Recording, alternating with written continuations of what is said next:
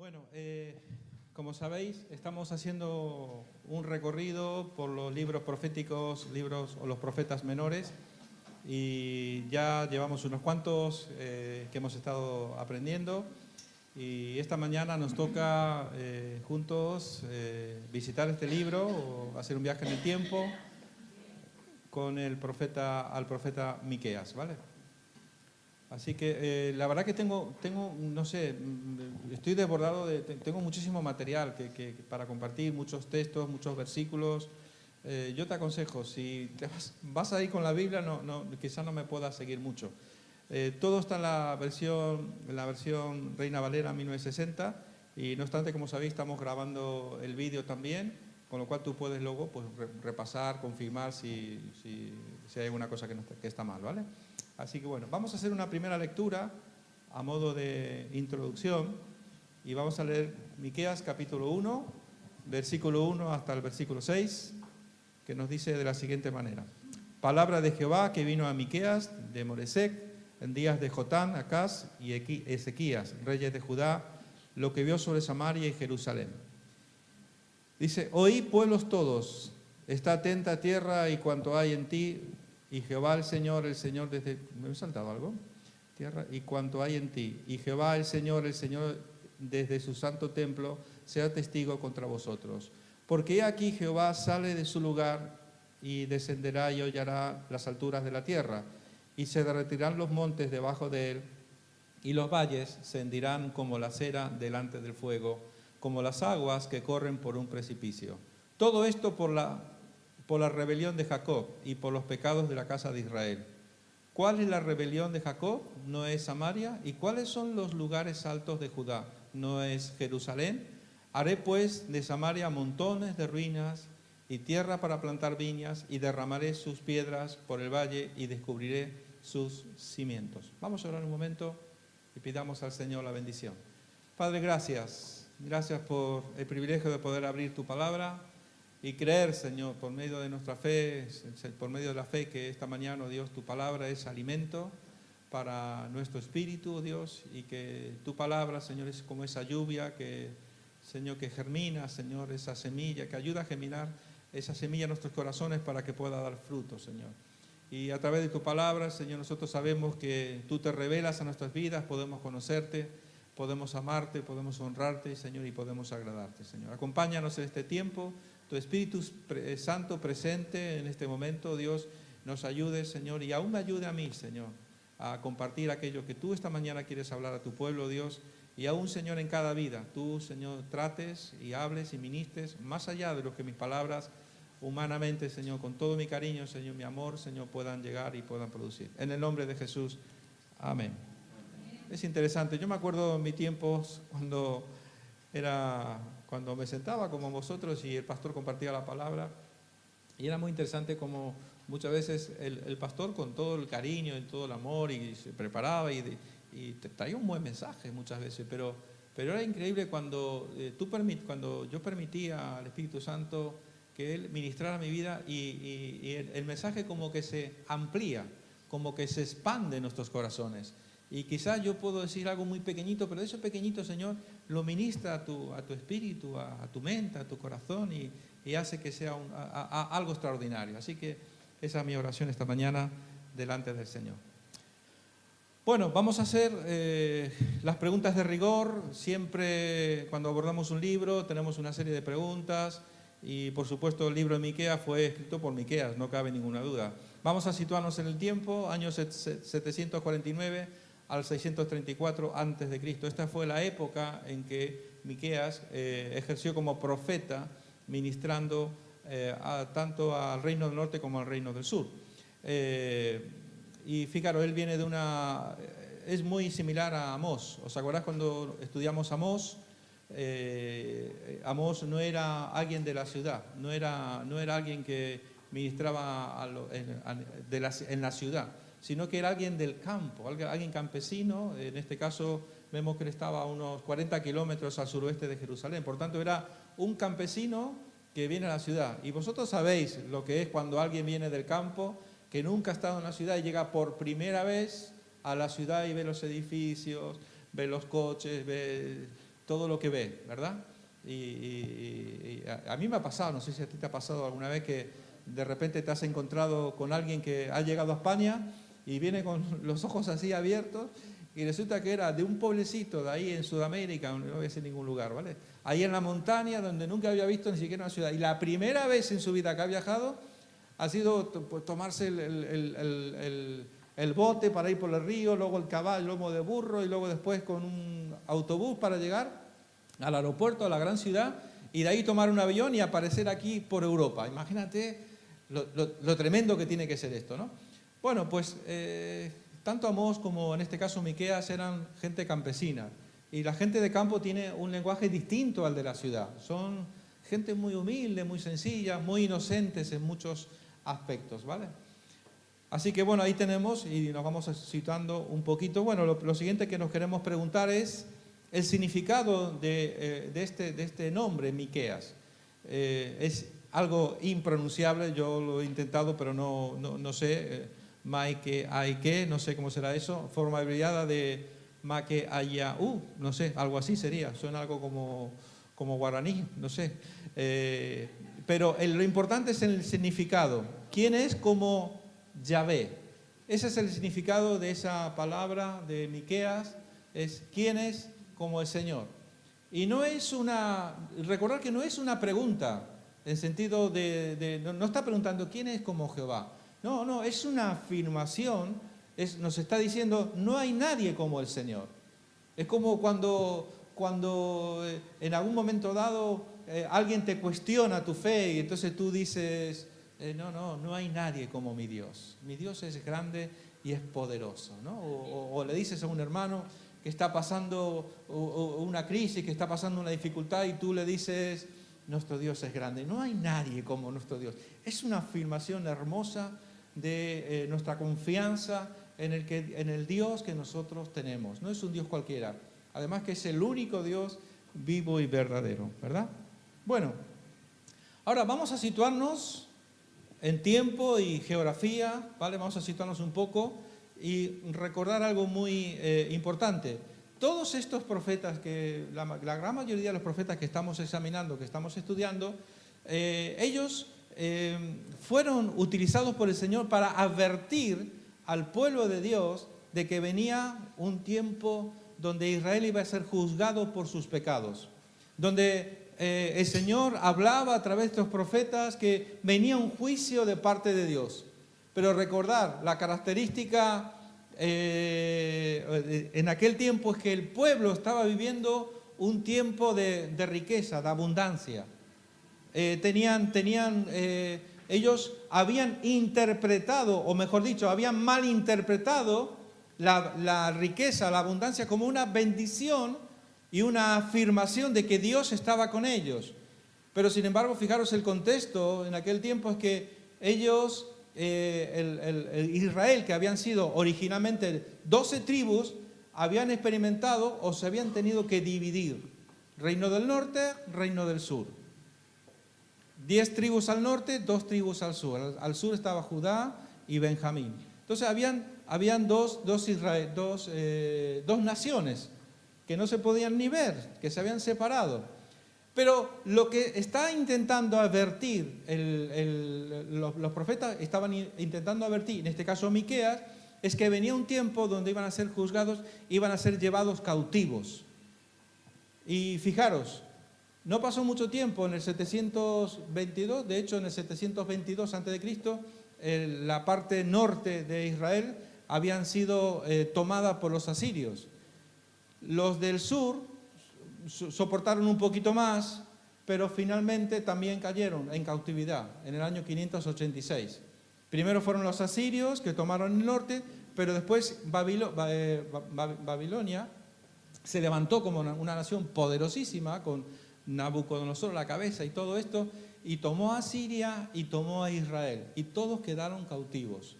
Fueron llevados cautivos. Recordad que el sistema que ellos trabajaban es que cuando tomaban un pueblo, cogían a la gente y la llevaban a sus ciudades para que se mezclaran, esa nación literalmente desapareciera. O sea, era un tiempo bastante difícil. Y vamos a vamos a examinar algunos detalles en cuanto a la persona del profeta Miqueas. Y me ha llamado mucho la atención que quise comenzar con este texto, Miqueas capítulo 3, versículos 5 al 8, dice: así ha dicho Jehová acerca de los profetas que hacen errar a mi pueblo y claman paz cuando tienen algo de comer, y al que no le da de comer proclaman guerra contra él. Por tanto, de la profecía se os hará noche y oscuridad del adivinar, y sobre los profetas se pondrá el sol, y el día se entenebrecerá sobre ellos. Y serán avergonzados los profetas y se confundirán los adivinos, y ellos todos cerrarán sus labios, porque no hay respuesta de Dios. Y aquí viene, él se define a sí mismo de la siguiente manera, versículo 8. Mas yo estoy lleno de poder del Espíritu de Jehová, y de juicio y de fuerza, para denunciar a Jacob su rebelión y a Israel su pecado.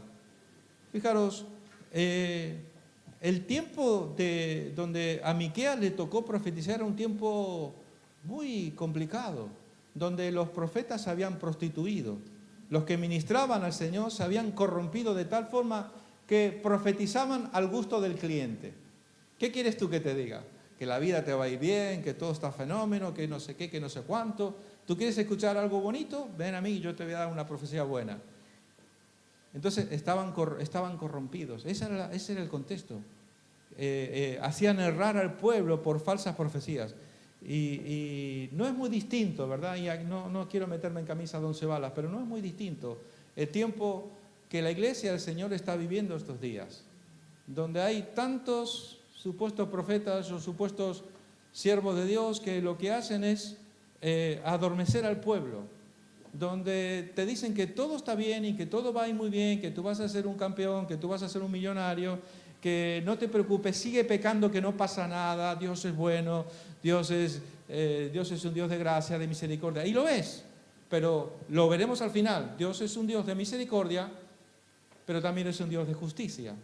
Y lo cierto es que Él se pudo levantar como un profeta de Dios en este tiempo, y Él pudo decir estas palabras tan extraordinarias, de tanto impacto: mas yo estoy lleno de poder del Espíritu de Jehová. Está diciendo, él está diciendo, todos estos profetas, todos vosotros profetas, sois un montón de charlatanes. Y lo que estáis diciendo es falso. No viene de parte de Dios, pero yo tengo el Espíritu de Dios. Yo tengo el poder de Dios y por eso dice, y de juicio y de fuerza para denunciar a Jacob su rebelión y a Israel su pecado. Por eso un siervo de Dios, un hijo de Dios, nunca puede venderse, nunca puede corromperse. Porque si tú te corrompes por el dinero, por lo material, estás vendido, ya estás obligado, esclavizado a siempre. Ay, si le digo la verdad, lo mismo que pasará, ¿no? Y en la iglesia, nunca, ninguno de los que ministramos en este lugar, nunca debemos de tener temor de decir la verdad de Dios, la palabra de Dios, denunciar el pecado, denunciar aquello que está mal, porque ese es nuestro trabajo. Porque si no, un poco de levadura dice que leuda toda la masa, ¿verdad? Bueno, aquí he hecho un pequeño resumen, porque vamos a entrar, no es imposible, son 7 capítulos que tenemos que abordar en unos pocos minutos y es imposible poder ver todo el libro de forma profunda. Entonces, simplemente quiero hacer una lista, o os presento una lista. Este juicio de Dios vendría por la rebelión de Jacob y por los pecados de la casa de Israel. Y el profeta hace una lista de estos pecados despreciables, incluyendo fraude, robo, codicia, inmoralidad, opresión, hipocresía, herejía, injusticia, la mentira y el asesinato. Todo esto podéis encontrarlo en el libro de Miqueas tranquilamente.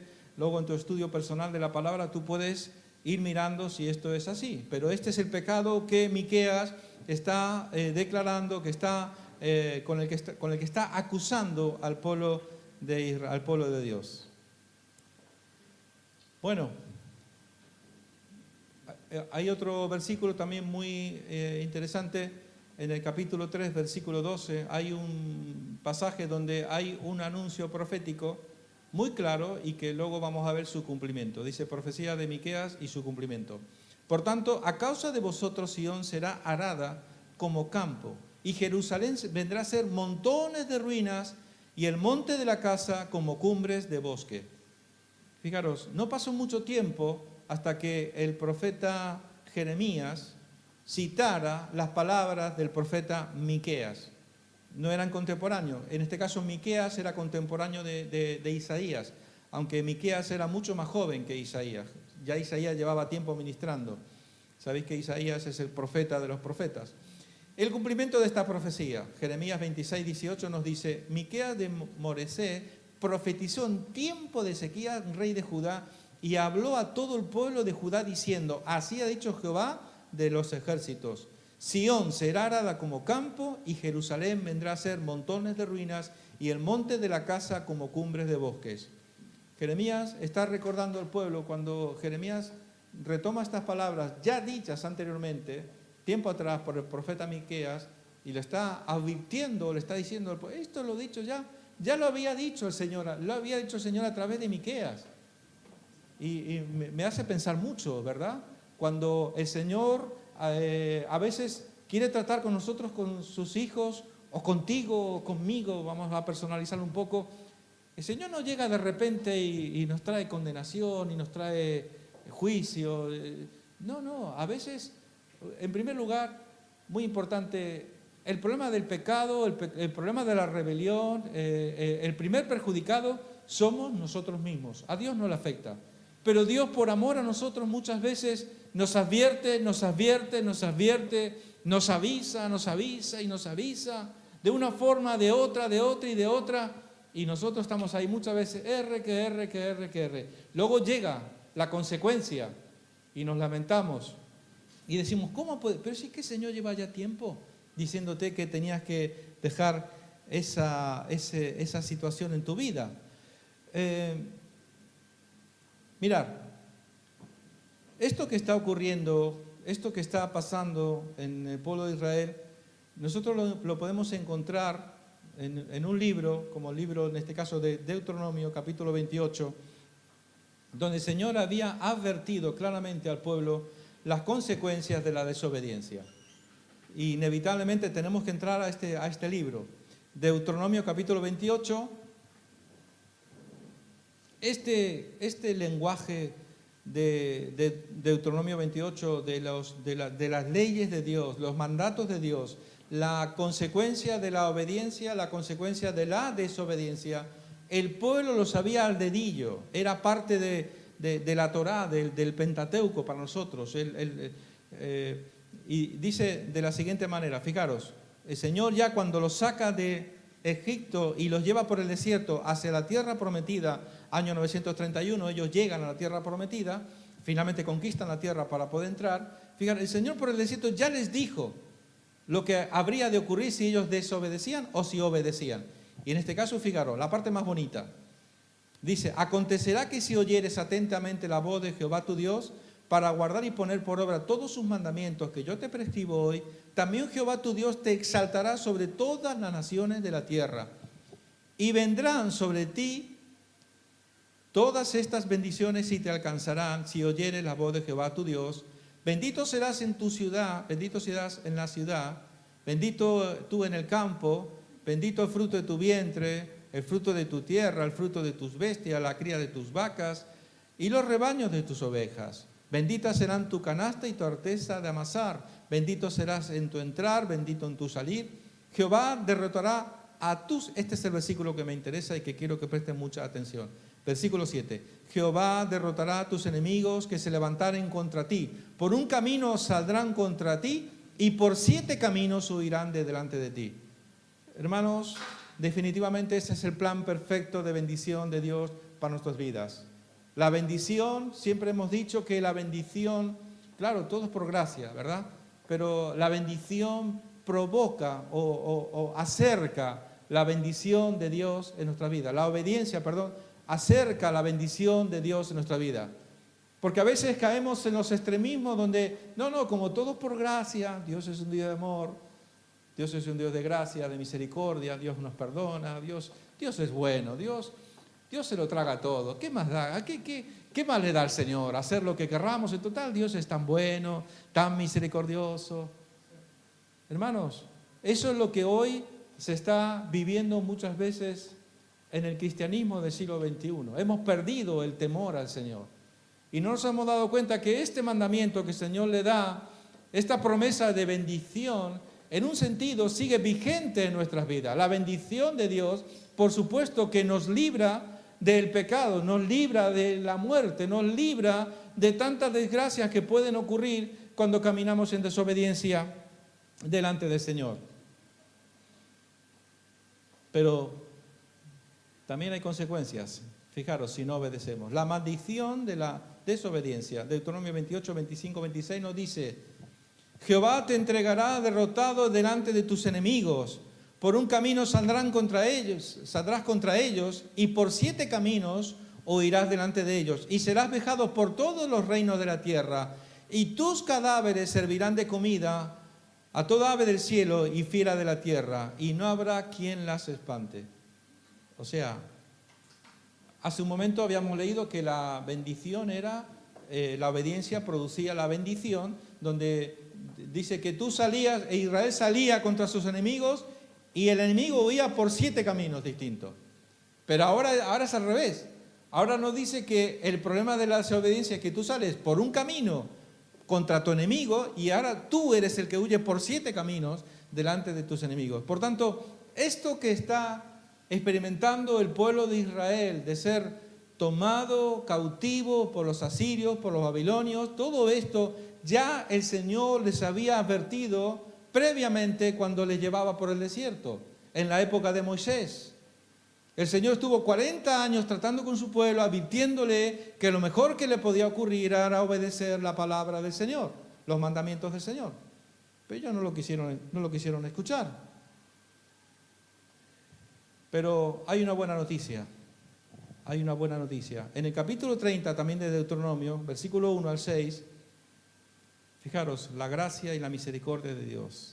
Sucederá que cuando hubieren venido sobre ti todas estas cosas, la bendición y la maldición que he puesto delante de ti, y te arrepintieres en medio de todas las naciones a donde te hubiera arrojado Jehová tu Dios, y te convirtieres a Jehová y obedecieres a su voz conforme a todo lo que yo te mando hoy, tú y tus hijos con todo tu corazón y con toda tu alma, entonces Jehová hará volver a tus cautivos y tendrá misericordia de ti, y volverá a recogerte de entre todos los pueblos a donde hubiere esparcido Jehová tu Dios. Aun cuando tus desterrados estuvieran en las partes más lejanas que hay debajo del cielo, de allí te recogerá Jehová tu Dios, y de allá te tomará. Y te hará volver Jehová tu Dios a la tierra que heredaron tus padres, y será tuya, y te hará bien, y te multiplicará más que a tus padres. Una promesa hecha por el Señor a su pueblo. Y vemos su perfecto cumplimiento.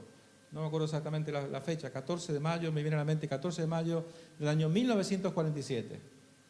El día en que las Naciones Unidas reconocieron a Israel como una nación independiente y soberana. Y a partir de ahí se produjo lo que se llamaba el éxodo, el retorno de los cautivos. Y desde los confines de la tierra más remotos, de Rusia, de Argentina, de lugares inimaginables, el Señor llamó a su pueblo.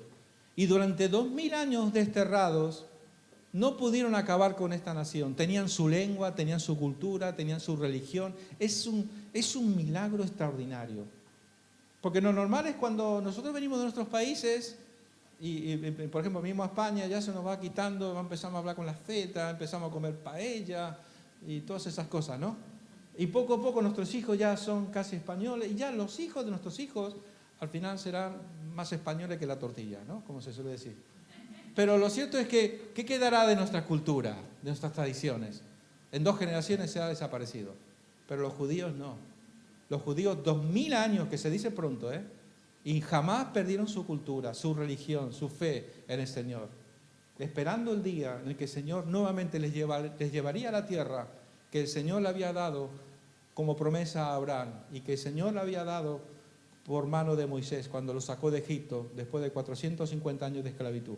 Algo sobrenatural, algo inexplicable. Hoy Israel finalmente es una nación poderosísima. Por tanto vemos, claro que hubo una advertencia de castigo, claro que hubo una advertencia, una advertencia de que si tú obedeces, si tú cumples, la bendición va a estar. Tus enemigos no van a poder tocarte. Pero si desobedeces, tus enemigos te van a llevar cautivo. Pero si aún así desobedeces, no te preocupes.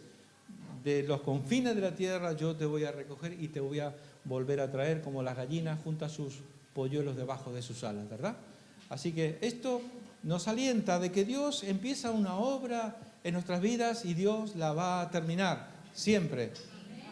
Dios no es un Dios de juicio, de castigo, de condenación que te deja ahí tirado en el camino y ahí te busca la vida, no.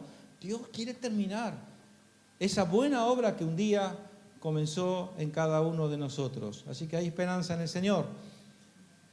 Otro pasaje extraordinario, me encanta, porque es el pasaje de la Navidad. En todas las iglesias, millones de iglesias en todo el mundo, cuando llega la Navidad, leen Miqueas capítulo 5, versículo 2. Fue uno de los aciertos más extraordinarios que tuvo este profeta Miqueas. Y él habló acerca de dónde nacería el Mesías, el Salvador del mundo.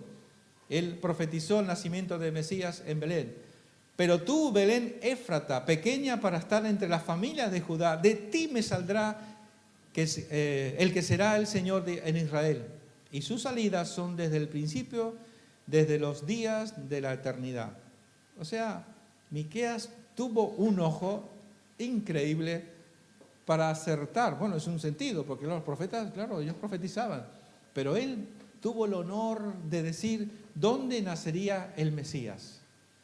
En Belén, en una ciudad de las más humildes, de las más pobres, probablemente Belén, que significa casa de pan, Belén, que era el pueblo original de David. De ahí, de ese lugar humilde, pobre, sencillo, el Señor quiso que naciera el Salvador, el Mesías, el Salvador del mundo. No escogió Nueva York, no escogió Roma, no escogió una gran capital, como que en aquel tiempo también la sabía, para que nadie se enorgulleciera y dijera, hombre, es que ha nacido aquí, es que es de Buenos Aires, es que es porteño, ¿no? Diríamos los argentinos, ¿no? Es de Bogotá, ¿no? Como diríamos, hombre, es que es madrileño, es de los Madrid, ¿no? Cualquiera podíamos tener esa tendencia o esa equivocación de pensar que el lugar produce algo bueno. No es el lugar, es lo que eres, lo importante. Bueno, voy a seguir avanzando un poquito y ahora, claro, no tengo tiempo, como decía, para entrar, son 7 capítulos, pero voy a centrarme en el siguiente pasaje para tomar 3 palabras que yo creo que van a ser de mucha bendición para nuestras vidas. Y es la palabra profética de Miqueas haciendo una pregunta. Y él lo ha leído Carmen esta mañana cuando iniciamos la reunión. Y dice así, Miqueas capítulo 6, versículo 6. El título es, ¿qué pide Jehová a su iglesia? ¿Qué pide Jehová? ¿Qué pide el Señor de ti, de nosotros, de cada uno de nosotros? Y él dice, ¿con qué me presentaré ante Jehová? Y adoraré al Dios Altísimo. Me presentaré ante Él con holocaustos, con becerros de un año. ¿Se agradará Jehová de millares de carneros o de 10.000 arroyos de aceite? Este es un lenguaje muy de la época. Nosotros algunos quizás no entendemos lo que significan los holocaustos, los becerros, los millares de carneros, los 10.000 arroyos de aceite. Todo eso era parte del holocausto, de la ofrenda que presentaban al Señor. Daré mi primogénito por mi rebelión, el fruto de mis entrañas por el pecado de mi alma. Es una retórica, está preguntando. Versículo 8. Oh hombre, Él te ha declarado lo que es bueno y ¿qué pide Jehová de ti? Y aquí vamos a tomar estas 3 palabras. Te pido que prestes mucha atención. Solamente hacer justicia, amar misericordia y humillarte ante tu Dios. Vamos a tomar la primera palabra, la palabra justicia. Voy a desglosar este texto en 3 palabras. La primera palabra que vamos a tomar es la palabra justicia. Inmediatamente que decimos justicia, nuestra mente, ¿qué está pensando? ¿Verdad? Estamos pensando en el juez que hace justicia y más estos días con lo que ha pasado con la manada, ¿no? Hace poco nosotros hablamos aquí de la manada. ¿Alguien se acuerda cuando mencionamos lo de la manada? Pusimos aquí la foto de estos 5 sinvergüenzas. Bueno, estos días finalmente la sentencia, después de 2 años, ha sido casi una tomada de pelo a la sociedad, y todas las mujeres en España y en el mundo inclusive han salido a la calle en señal de protesta. ¿Qué es esto? ¿Cómo es posible que de los 3 jueces, casi dudando, el tercero casi tomándole el pelo a la sociedad, una sentencia casi ridícula, absurda? Y nosotros sabemos que la justicia humana tiene fallos, ¿verdad? Bueno, vamos a tomar esta palabra que aparece más de 420 veces en el Antiguo Testamento, y esta palabra puede tener 2 variantes o dos tendencias. Una es un dictamen judicial donde comparece el hombre ante el tribunal humano, o sea, hablamos de la justicia humana. Y por otra parte, también en la Biblia nos enseña que Dios es un juez y que un día enjuiciará a todo hombre por todas las cosas que ha hecho. Claro, cuando nosotros hablamos de justicia humana, cualquiera de vosotros podéis buscar en el diccionario la justicia humana, o sería algo así como principio moral que lleva a dar a cada uno lo que le corresponde o pertenece, derecho, razón, equidad, aquello que debe hacerse según derecho o razón, pido justicia, pena o castigo público. Todo esto implica la palabra justicia a nivel humano, aquí en la tierra. Y ¿qué pasa cuando una persona, y aquí podemos ver, por ejemplo, la justicia, los jueces son los que se encargan de hacer justicia? Es más, cualquiera de nosotros, con nuestros hijos, debemos de practicar la justicia. ¿Qué pasa cuando tú tienes 2 hijos y resulta que hay has hecho una tarta, ¿no? y le cortas un trocito a uno, y resulta que cortas un segundo trozo y se lo das al otro hijo? Resulta que ese trozo era un poquito más grande que el primer trozo que cortaste. ¿Qué es lo que dice el primero? No, ese trozo es mucho más grande que el mío. Yo quiero un trozo exactamente igual, ¿no? Aquellos que hemos sido padres, que hemos tenido 2 hijos, por ejemplo, lo hemos vivido. En casa teníamos unos problemas porque todo había que hacerlo por igual. Nosotros ya al final optamos por, comprábamos un pantalón, pues pantalón para 2, camiseta para 2. Comprábamos una zapatilla para las 2, para que no hubiera ningún problema, para que se hiciera justicia, ¿verdad? Entonces es un derecho que todos reclamamos, la justicia, ¿no? Yo quiero lo mismo que los demás, yo quiero lo mismo que mi hermano, mi hermana. Pero, fíjate, decíamos hace un momento, principio moral que lleva a dar a cada uno lo que le corresponde o le pertenece. Y hay ocasiones en que, por ejemplo, cuando, imagínate que alguien te roba, ¿verdad? Alguien te agrede, te roba el bolso o te da un puñetazo en esa agresión, y ¿qué es lo que hace uno? Uno va a la policía, hace la denuncia, luego hay un juicio y llegamos con los abogados delante del juez, y el juez tiene que hacer justicia y confrontar a esa persona, a ese delincuente que te ha robado, que te ha golpeado. Y tú en el fondo, ¿qué es lo que dices? Yo quiero que se haga justicia. Me ha robado, me ha golpeado, me ha maltratado, me ha humillado, me ha hecho muchísimo daño. Ahora quiero que se haga justicia. ¿Y qué es lo que tú quieres? Pues que lo metan a la cárcel 10 años, ¿no? Por robarme el bolso. O sea, hay una necesidad innata en nosotros de que se haga justicia a todos los niveles y en todos los sentidos.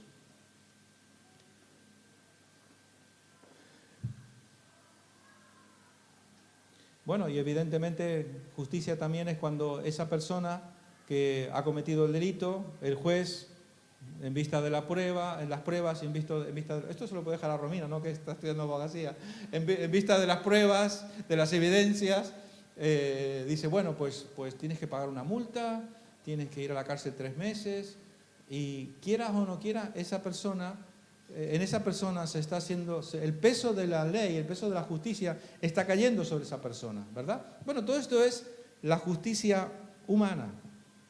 Pero yo quiero que pensemos en algo un poquito más allá. La Biblia también, cuando habla acerca de la palabra mispá, habla de justicia hacia los pobres. Justicia hacia los pobres. Significa darle al necesitado lo que necesita para su sustento. Y recordar que hace muchos años atrás no había ONGs. Habían unos sistemas que ellos utilizaban, por ejemplo, cuando se trillaba, cuando se recogía la cosecha, los bordes del campo, las esquinas de los campos, no se recogía. Se dejaba ahí ese fruto de la tierra, se dejaba para que los pobres, las viudas, los menesterosos tomaran ese fruto de la tierra y pudieran suplir su necesidad. O sea que ya era algo que ellos lo tenían bastante rodado. O sea, hay una parte muy importante que Dios nos pide a nosotros, que es lo que nosotros diríamos la justicia social, hacer justicia con aquellos que tienen menos que nosotros. Como puede ser alguien que está pidiendo en la calle, ¿verdad? Aunque eso es muy cuestionable, ¿verdad? Lamentablemente muchos sabemos dónde va el dinero. Si tú le das dinero a un mendigo, puede ser que detrás de ese mendigo haya una mafia, suelen ser rumanos, esto lo sabéis, ¿no? No estoy contando nada nuevo. Es una organización mafiosa donde ellos buscan gente con defectos físicos, gente muy desgraciada en la vida, y los utilizan como un sistema para recaudar dinero. Y con una furgoneta cargan a todos los enfermos, todos los lisiados sería la palabra, y los van repartiendo por lugares estratégicos de la ciudad. Y luego tú vas y echas unas monedas y ese dinero va para esa mafia que lo que le da es un plato de comida. Los tienen ahí todo el día tirado por un plato de comida. Después está el típico drogadicto, heroinómano, que está en una esquina pidiendo, y tú sabes que ese dinero ni siquiera es para comida. Ese dinero va directamente para comprar droga, ¿vale? Y cuando uno es inocente en estas cosas, ¡ay, pobrecito!, para que se compre un bocadillo. Pues que sepáis que en Alicante, por lo menos, es un tema que a nivel pastoral se ha trabajado mucho, y hay lugares donde la gente que no tiene para comer puede ir a comer gratis. Y bueno, y otra serie de cosas importantes. Pero los hay muy listos, ¿eh?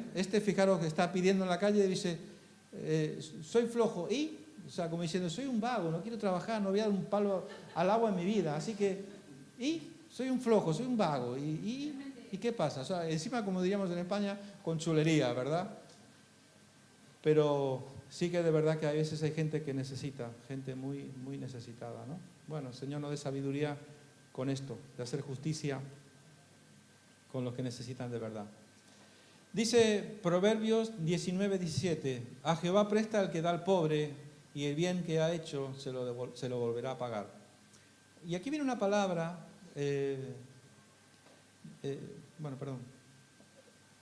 hay una idea que quiero compartir con vosotros acerca de a Jehová presta el que da al pobre, y bien ha hecho, y el bien que ha hecho se lo volverá a pagar. La Biblia da instrucciones muy, muy claras, en el sentido de que cómo debemos de proceder a la hora de ayudar a los demás. Lo primero que, por ejemplo, encontramos en el Nuevo Testamento es que el que no quiera trabajar, ¿qué dice? Que no coma. O sea, que se mueren de hambre, se tienen que morir de hambre. Curioso, ¿verdad? Pero luego también otro pasaje que también lo sabéis, dice, ¿no?, que debemos ayudar a todos, pero primeramente a los de la familia de la fe. Primeramente a los hermanos en Cristo. Ahora, tenemos que saber diferenciar a aquellos que realmente lo necesitan. No que hay un problema de mala administración. Si hay un problema de mala administración, conmigo que no cuente ni un duro. Pero si hay un problema de verdad, de necesidad, pues moveremos cielo y tierra y a ese hermano no le va a faltar nada. Pero si es por un problema de que tú ganas más que yo inclusive y me dices que no tienes, pues conmigo no cuentes. A ver cómo te organizas la economía, ¿verdad? Quizás necesitas asesoramiento, ayuda, de cómo organizar, cómo hacer un presupuesto mensual, anual y todo este tipo de cosas, ¿vale? Que debemos de hacerlo. A veces porque pensamos, no, es que gano tan poquito que ¿para qué hacer un presupuesto? Pues tienes que hacer un presupuesto. Porque si gastas más de lo que tienes, luego viene la crisis. La crisis es cuando tú vives por encima de tus posibilidades. Bueno, a ver. Y también dice la Biblia, también dice esta palabra, la palabra mishpat. También la Biblia nos enseña que Dios es un juez y que un día enjuiciará al hombre por todas las cosas que ha hecho. Bueno, esta palabra mishpat es la que encontramos también cuando el apóstol Pablo escribe la carta a los romanos y nos dice, por cuanto todos pecaron y están destituidos de la gloria de Dios, siendo justificados gratuitamente por su gracia mediante la redención que es en Cristo Jesús. No sé cuánto tiempo hacía que no leía este versículo. Siendo justificados gratuitamente. Cristo es nuestra justicia. O sea, en otras palabras, significa todos hemos pecado, todos tenemos una deuda, todos merecemos el castigo de Dios. Eso es una realidad, no hay nadie que se libre de esto. Pero al mismo tiempo nos dice que hemos sido justificados gratuitamente mediante la redención que es en Cristo Jesús. Cristo es nuestra justicia.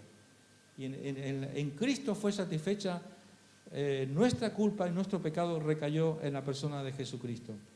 Bueno, no tengo tiempo para más, esto se supone que lo debéis de saber al dedillo. La segunda palabra que quiero compartir con vosotros es la palabra misericordia. Oh hombre, Él te ha hecho, bueno, ya sabemos, solamente hacer justicia y amar misericordia y humillarte ante tu Dios. Por ejemplo, encontramos en Miqueas 7, 18, 20, dice: ¿qué Dios como tú, que perdona la maldad y olvida el pecado del remanente de su heredad, no retuvo para siempre su enojo, porque se deleita en misericordia? Él volverá a tener misericordia de nosotros, sepultará nuestras iniquidades y echará en lo profundo del mar todos nuestros pecados. Cumplirás la verdad a Jacob y a Abraham, la misericordia que juraste a nuestros padres desde tiempos antiguos. La palabra misericordia es una palabra muy interesante y muy poco conocida a veces en la iglesia del Señor. La palabra misericordia, que viene de una conjunción de dos palabras que significa dolor y corazón, que sería algo así como compasión, compadecerse del. Y si buscamos la etimología de esta palabra misericordia, nombre José, bondad, dice amor constante, gracia, misericordia, fidelidad, devoción. Este vocablo se usa 240 veces en el Antiguo Testamento, con particular frecuencia en los Salmos. Este término es uno de los más importantes en el vocabulario teológico y ético del Antiguo Testamento, que sería algo así como fuerza, constancia y amor. La misericordia en el Antiguo Testamento. Fijaros, me ha gustado este pasaje y me ha sorprendido además también cómo aquel hombre que nosotros siempre cuando escuchamos la palabra, el nombre Job, nos compadecemos de él, pero fijaros, está hablando de cómo era su vida antes de que le pasara todo lo que le pasó. Dice Job 29, 12, 17 nos dice: porque yo libraba al pobre que clamaba y al huérfano que carecía de ayudador. La bendición del que se iba a perder venía sobre mí, y al corazón de la viuda yo daba alegría. Me vestía de justicia y ella me cubría, como manto de diadema era mi rectitud. Yo era ojos al ciego y pies al cojo.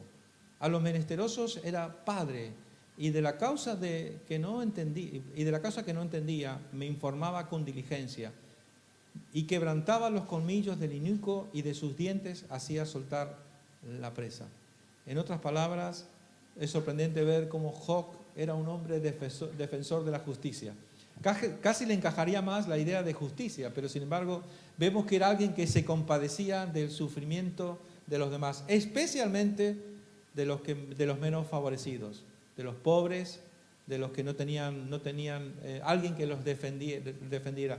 Él se preocupaba de buscar a todas esas personas que sufrían injusticia y él se encargaba de defenderlos. Yo era ojo al que no tenía ojo y yo era los pies para el que era cojo.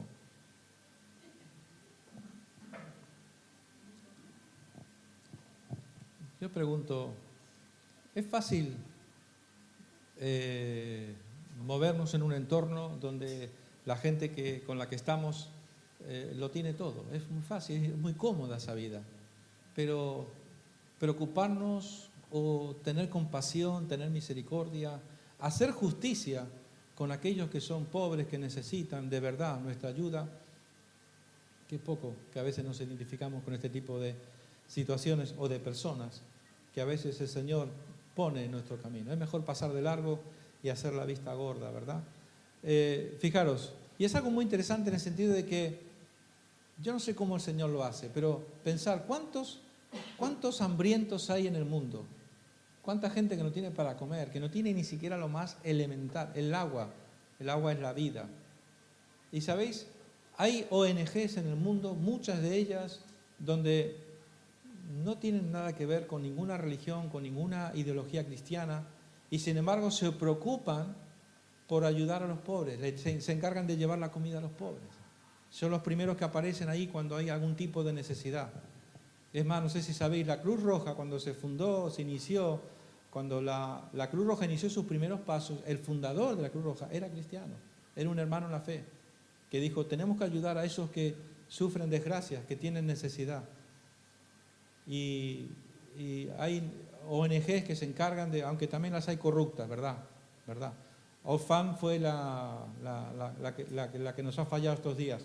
Oxfam, esta ONG inglesa que se gastaba el dinero que la gente daba en orgías y en droga y no sé cuánta cosa. Pero hay otras muchas ONG que son buenas, que ayudan al pobre, que ayudan a... Y también hay otras ONG que son cristianas, que están haciendo el bien, y sobre todo muchas ONG que trabajan con los niños.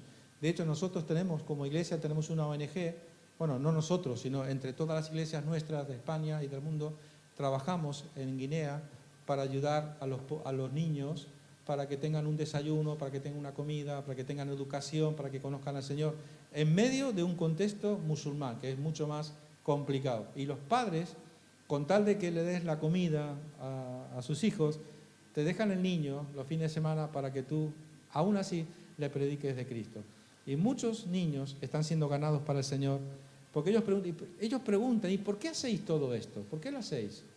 Lo hacemos porque amamos a Dios y porque Dios nos dice que tenemos que amarte a ti también, que tenemos que amar al prójimo. Bueno, Salmo 57:10 también nos dice, porque grande es hasta los cielos tu misericordia y hasta las nubes tu verdad. ¿Cuán grande es la misericordia de nuestro Dios? Está llena la Biblia de pasajes que nos hablan acerca de la misericordia de Dios para con nosotros. De tu misericordia, oh Jehová, está llena la tierra. Enséñame tus estatutos. Y este Salmo 136 es muy interesante porque en 26 ocasiones utiliza la palabra misericordia.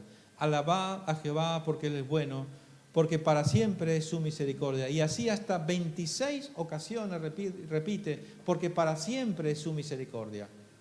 Ahora, aquí un aspecto muy interesante, es que a nosotros nos gusta recibir la misericordia de Dios. A nosotros nos gusta recibir la misericordia de las personas para con nosotros. Pero el desafío no termina allí. El desafío nos presenta de que en el momento en el que tú tienes que hacer un acto de misericordia con aquel que necesita tu perdón, aquel que necesita de ti en un momento dado, y tú dices, es que me la debe, es que se la tengo jurada, ¿no? No sé si sabéis lo que digo, ¿no? Es que la otra vez me hizo una y yo he dicho que ya no voy a... Y resulta que Dios te lo pone delante y necesita tu ayuda, necesita tu asistencia. Y lo que viene es odio, venganza, rencor, pagar con la misma moneda, ojo por ojo, diente por diente. Hermanos, la misma misericordia que hemos recibido del Señor es la misma misericordia que nosotros tenemos que tener para con los demás. Debemos de ser misericordiosos para con los demás. Debemos de ser pacientes. Debemos de hacer justicia. Como hemos dicho, la justicia no solamente es castigar. La justicia es también darle al que necesita, porque no tiene otra forma de recibir sino es a través de tu ayuda. El Señor quiere una iglesia rica en misericordia. Fijaros, ahora es Jesús hablando acerca de la misericordia. Jesús, ahora estamos en el Nuevo Testamento. Amad pues a vuestros enemigos y haced bien. Prestad no esperando de ellos nada, y será vuestro galardón grande. Seréis hijos del Altísimo, porque Él es benigno para con los ingratos y malos. Sed pues misericordiosos como también vuestro Padre es misericordioso. El mismo Espíritu de Dios que está en nosotros, en Él está presente la misericordia. Y si nosotros tenemos el Espíritu de Dios en nosotros, debemos de tener misericordia. Debemos de tener misericordia. Y es un tema que da para mucho, porque podemos hablar acerca de la misericordia a la hora de perdonar al que nos ofende.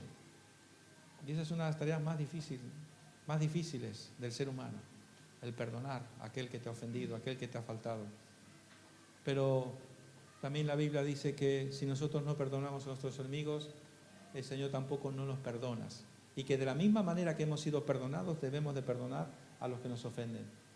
Y cuando el rencor, el odio, el resentimiento viene llama a la puerta de nuestro corazón, porque El rencor, el odio, el resentimiento, la venganza, la furia muchas veces que podemos tener hacia alguien que nos ha faltado, que nos ha ofendido, no entra de repente.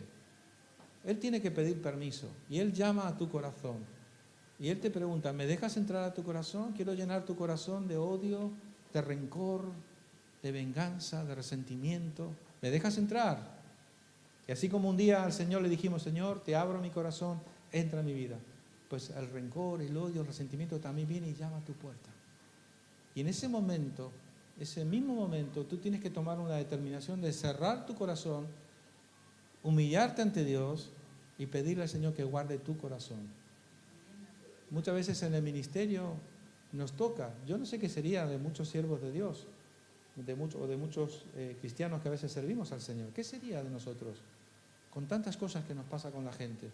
Gente ingrata, gente mal paga, gente, en fin, vamos a dejarlo ahí. Y a ver, al final el problema es que los justos pagan por los pecadores, ¿verdad? Porque a veces cuando alguien te hace daño y hiere tu corazón, lo que hace es que se cierra. Y cuando tu corazón se cierra, lo que hace es que le quitas la bendición. Ya no vas a poder estar presto para seguir ayudando a los demás, para seguir trabajando con los demás. Y tu corazón se cierra. Por eso, inmediatamente, cuando el rencor, el odio, el resentimiento, la venganza, viene a llamar a tu corazón, yo les digo lo que yo hago, ya a cada uno que haga lo que quiera. Pero ese momento de doblar rodillas y ponerse delante del Señor. Cientos, miles de veces con mi esposa hemos tenido que doblar nuestras rodillas en el salón de nuestra casa. Señor, te pedimos que guardes nuestro corazón, porque si esto entra, nos va a destruir la vida. Porque cuando entra el rencor, el odio, el resentimiento, la venganza, la ira y todo esto, te conviertes en un amargado, en un resentido, te empiezas a enfermar. Y que me duele aquí, que me duele allá, me pasa esto, me pasa lo otro. Y luego los médicos se vuelven locos buscando una enfermedad porque el problema no es la enfermedad, el problema es del origen de la enfermedad. El día que los médicos descubran el origen de la enfermedad, de dónde rayo viene la enfermedad, y a veces viene por una falta de perdón. Eso está demostrado científicamente. La falta de perdón produce enfermedades. Cuando se enferma tu alma, cuando se enferma tu corazón, se envenena tu mente, no ves las cosas como son realmente, se magnifican las cosas, estás muy sensible, estás muy irascible, una cantidad de consecuencias terribles. Pero así como el Señor nos dice, como Jesús nos enseña y nos dice, sé pues misericordiosos como también vuestro Padre es misericordioso. Y aprended lo que significa misericordia quiero y no sacrificio, porque no he venido a llamar a justos sino a pecadores al arrepentimiento. Termino con esta última palabra, la palabra humillarse. Y Miqueas nos dice, ¿qué pide Jehová de ti? Solamente hacer justicia. Recordad esta palabra, la palabra hacer es un verbo que significa actuar. Hacer, no que conozcas, que sepas, que te informes intelectualmente de la justicia. No, que practiques, que hagas la justicia. Amar la misericordia, algo muy presente en nuestra vida. Y termina diciendo, y humillarte ante tu Dios. Todos sabemos perfectamente que el principio de la sabiduría, ¿cuál es? El temor a Jehová. El día que nosotros perdemos el temor al Señor, empiezan todas nuestras desgracias. Por eso debemos siempre humillarnos delante del Señor. Y termino con este versículo, 1 Pedro 5:6. Humillaos pues bajo la poderosa mano de Dios, para que Él os exalte cuando fuere tiempo. La vida normal de un cristiano tiene que ser vivir en humildad delante de Dios. Saber que no soy nada, que no me merezco nada, que yo no puedo condicionar a Dios absolutamente nada, que lo único que me queda es reconocer que soy una molécula de polvo en todo el universo, una partícula en el universo tan grande, todavía sin descubrir. Estamos mandando naves espaciales a hacer el tonto por ahí arriba, porque nunca llegaremos ni al sistema solar más cercano. Estaríamos millones de años de luz. Y no nos damos cuenta, ¿qué somos delante de Dios? Somos nada, absolutamente nada. Y a veces una molécula de polvo se rebela contra Dios. Qué cosa más absurda, ¿verdad? ¿Qué cosa más absurda? Nos queremos poner a la altura de Dios. Dios es mucho más, está mucho más por encima de nosotros. Jamás en esta vida, por lo menos, llegaremos a entender lo inmenso y lo grande que es nuestro Dios. Y lo mejor que nos puede pasar en esta vida es que aprendamos a obedecer al Señor. Y estos tres principios creo que son el eje principal en torno al cual tiene que girar nuestra vida. Yo quiero que evalúes esta mañana tu vida. Si tú estás caminando en justicia, si la justicia de Dios está en tu vida, si estás practicando la misericordia, así como Dios te ha dado misericordia, si tú tienes misericordia para con los demás. Y quiero que por último tomemos un momento para examinar si estamos caminando en humildad delante del Señor. Cuando nos humillamos delante del Señor, Él dice que nos exaltará cuando fuere el tiempo. No para mostrarnos ahí, no. Él quiere mostrar su grandeza. Y el requisito fundamental, elemental en nuestras vidas para que Dios te pueda tener en cuenta, para que Dios te pueda utilizar, recuerda este principio, es que tengas esa facilidad de humillarte delante del Señor. Y el que se humilla delante de Dios no tiene ningún problema si se tiene que humillar delante de otra persona también, ¿verdad? Ponte de pie, vamos a terminar. Vamos a dar gracias al Señor. Aleluya, Jesús. Bendito tu nombre, Padre. A ti la gloria, Jesús. A ti el honor, el poder, el imperio, la potencia y la majestad, Señor. Señor, gracias esta mañana por tu palabra. Gracias porque no volverá a ti vacía, sino que proclamamos este día que cumplirá el propósito, Señor, de que esta mañana podamos mirar en el espejo de tu palabra nuestras vidas, Señor. ¿Cómo está, Señor, nuestra justicia? ¿Cómo está nuestra misericordia? ¿Y cómo está nuestra humildad delante de ti, oh Dios? Y esta mañana, oh Dios, que tú sanes, Señor, nuestra justicia, nuestra misericordia, y que tú, Señor, restaures nuestra humildad delante de ti, Dios. Porque es el principio, Señor, con el que tú dices que podemos alcanzar la verdadera sabiduría. Porque la verdadera sabiduría es aquel que se humilla delante de Dios. Y esta mañana nos humillamos ante tu presencia.